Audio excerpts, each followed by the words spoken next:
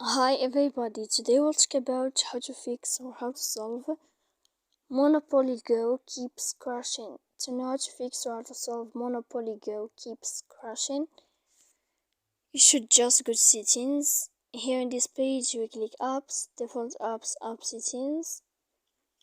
When you'll find this list, you will search about Monopoly Go.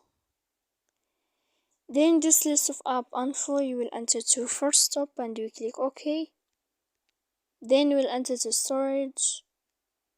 After that we click clear cache, and in the end you can go to Play Store. You will search about Monopoly Go. You can click uninstall, then you can wait to a moment, then you can install again your app. So please don't forget to support us by like and subscribe.